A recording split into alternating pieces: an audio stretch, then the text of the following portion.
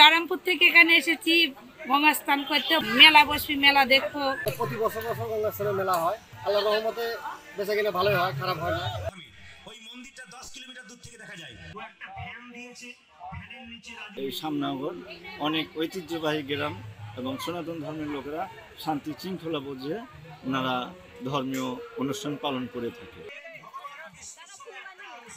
অষ্টমীর চান হয়ে আমরা সবাই এখানে স্নান করতে আসি। এখানে বিভিন্ন ধরনের ঠাকুর আছে।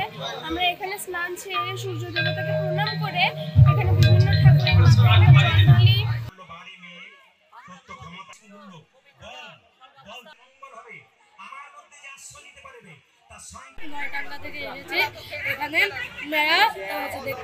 এখানে শ্যামনগর অষ্টমীর স্নান তিথিতে গঙ্গা স্নান হয়।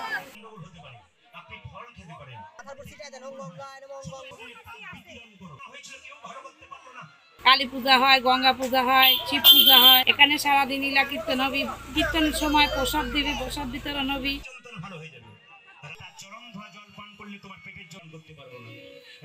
কালী পূজা উপলক্ষে পরের দিন প্রসাদের ব্যবস্থা আছে। আমাদের বাড়ি পাটু, এই জন্য আমরা স্নান করার জন্য আসছি।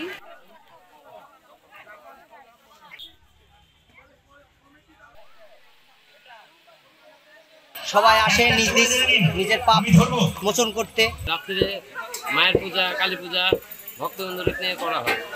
সবাই স্নান করে পদ কীর্তন শুনে ঠাকুরের নামে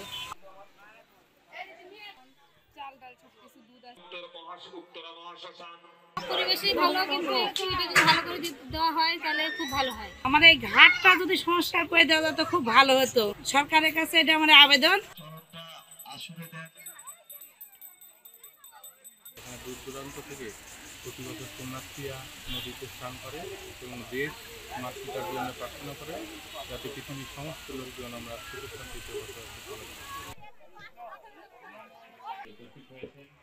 এখানে মহা অষ্টমী গঙ্গা স্নান উপলক্ষে দূর দূরান্ত থেকে লোকজন আসে বা এখানে স্নান হয়, লীলা কীর্তন হয়, ভক্তবিন্দুর প্রসাদের ব্যবস্থা আছে। হ্যাঁ, এখানে কমের পক্ষে 200 বছর এই গঙ্গা স্নানের বয়স।